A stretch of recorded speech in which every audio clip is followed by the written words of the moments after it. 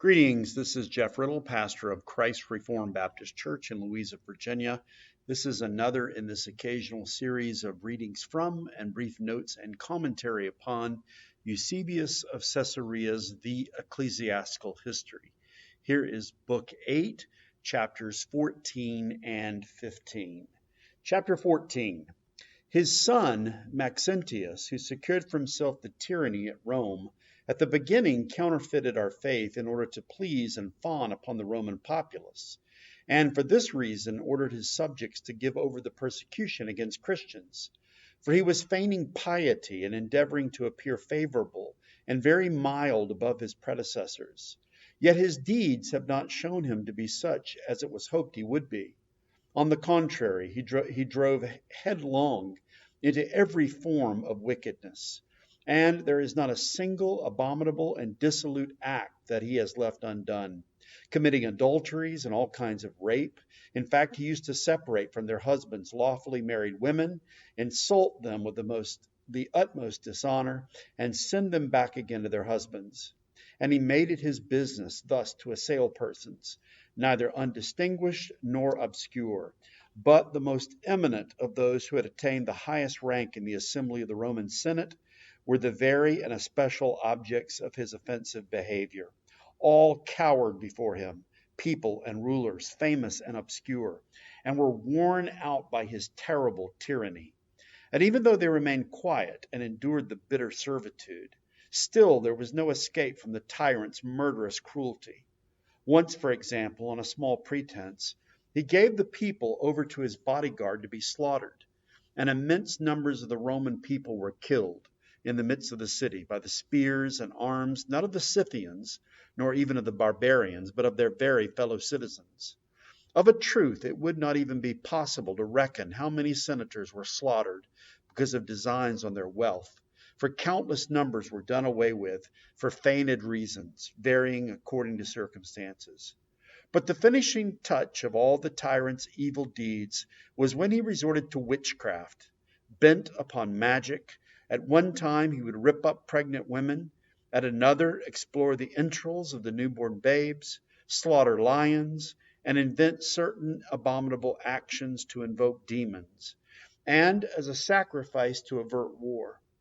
For all his hope lay in these means of securing victory. Indeed, one cannot even mention the kind of things that this tyrant at Rome did to enslave his subjects, so that they were actually reduced to such extreme scarcity and lack of even necessary food as has never been known, according to our contemporaries, either at Rome or elsewhere. But the tyrant in the East, Maximin, secretly forming a friendly alliance with the tyrant at Rome, as with a brother in wickedness, for a very long time thought it was unknown. As a matter of fact, afterward he was detected and paid the just penalty. It was marvelous how he acquired a family likeness and kinship with the villainy of the tyrant at Rome, nay, rather carried off the first prize for wickedness and the reward of victory over him. For it was the principal charlatans and magicians who were deemed worthy by him of the highest honor. He became exceedingly frightened at every noise and superstition, and attached great importance to error with regard to idols and demons. For instance, without divinations and oracles, he could not dare to move even a nail's breadth, if I may say so. Accordingly, he applied himself to the persecution against us with more energy and persistence than those before him, ordering temples to be erected in every city, and the sacred groves that had been destroyed through long lapse of time to be restored with all diligence.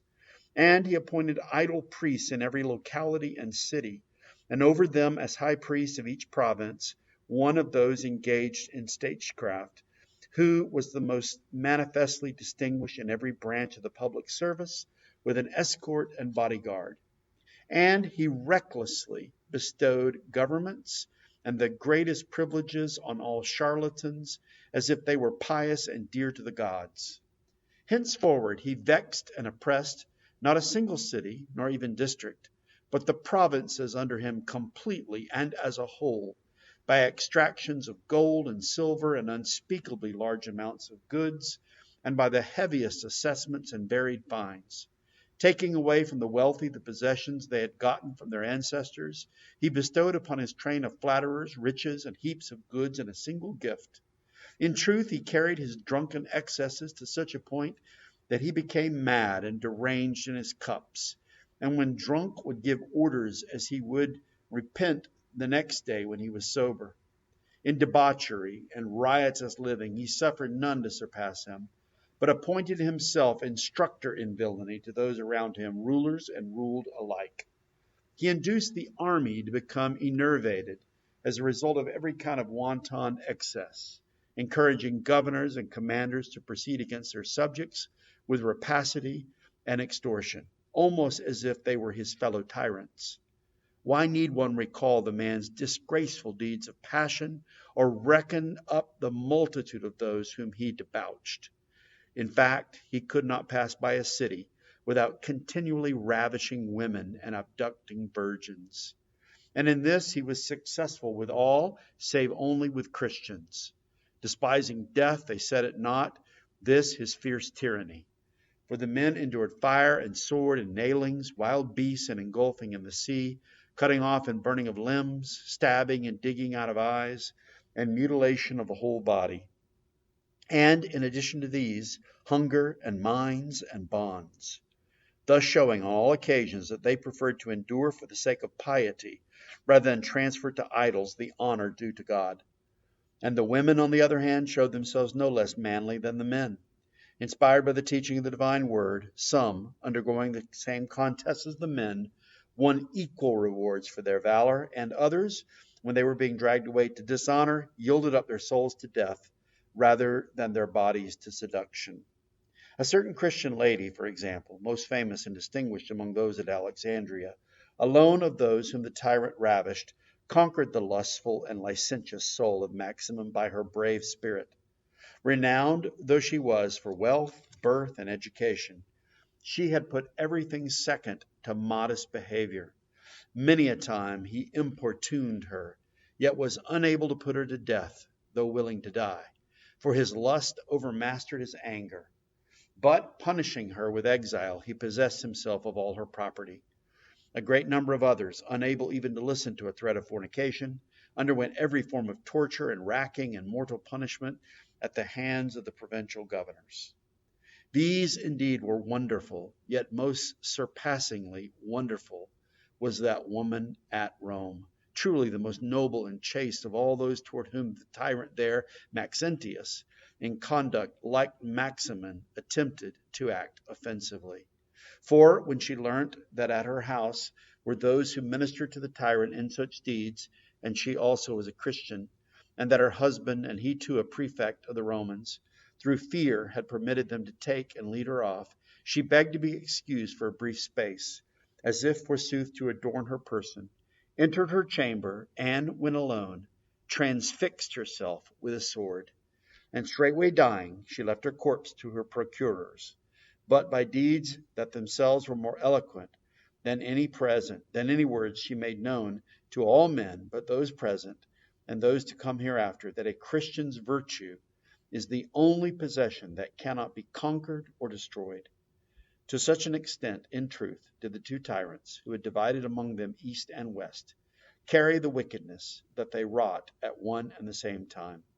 But who is there, in search of the reason of such evils, who would be at a loss to find it in the persecution against us, especially as there was no cessation of this great state of confusion until Christians recovered their rights of freedom.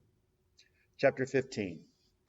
In fact, during the whole period of 10 years of persecution, there was no respite in their plotting and warfare against each other. The seas were unnavigable, and none, no matter whence they sailed, could escape being subjected to all kinds of torments.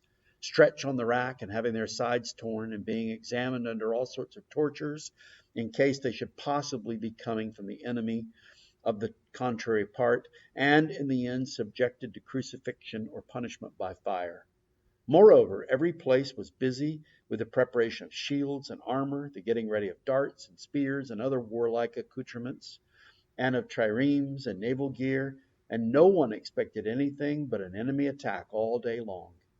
and subsequently the famine and pestilence broke out among them, about which we shall recount what is necessary at the proper time. Here ends Book 8 and chapters 14 and 15, and we'll move on to some notes and commentary. These chapters describe the political turmoil that arose during the decade-long Diocletian persecution, which included the rise of two tyrants, Maxentius in the west, that is in Rome, and Maximin in the east. This volatility would lead ultimately to the rise of Constantine as emperor. Chapter 14 describes the rise of Maxentius, the son of the deposed Maximin, who is discussed in the previous chapter, Book 8 and chapter 13.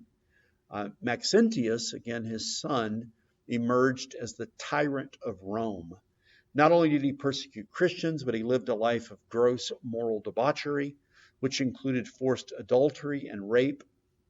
He put many Romans, including senators, to death. And worst of all, says Eusebius, he engaged in witchcraft and magical practices, including ripping up pregnant women to explore the entrails of their fetuses. He is described by Eusebius as like a Caligula figure. Meanwhile, another tyrant arose in the east named Maximin. He also practiced magic and was filled with superstitions. He energetically persecuted Christianity and attempted to restore paganism, including ordering pagan temples to be built in every city and appointing pagan priests to serve in those temples. He engaged in drunken excesses, riotous living, and the sexual assault of women. The only ones who opposed him were the Christians, who suffered greatly under his persecution. Eusebius notes how a Christian lady, and in the notes, the editor tells us that Rufinus identifies this lady as Dorothea of Alexandria, rebuffed Maximin in defense of her modesty. He then notes how a woman of Rome, again, the editor tells us that Rufinus names this person as Sophronia. She was likewise attacked by Maxentius, but was able to take her own life by the sword rather than to be abused by the emperor. Chapter 15 notes that during the remainder of the 10 years of persecution, there was no respite from the plotting and warring of the two tyrants. Even travelers on the sea were not safe, as they might be accused of siding with the enemy and made subject to torture, including death by crucifixion or fire. In conclusion, these chapters again describe the disorder within the empire and the rivalry among the tyrants Maxentius and Maximin, which would eventually lead to the rise of Constantine as the emperor, and with his rise there would come an end to the persecution against Christians, and a period of great peace and prosperity would be brought upon the church. Well, this brings this episode to a conclusion. I hope that this has been helpful and encouraging to those who are listening, and we will look forward to speaking to you in the next episode in this series. Till then, take care and God bless.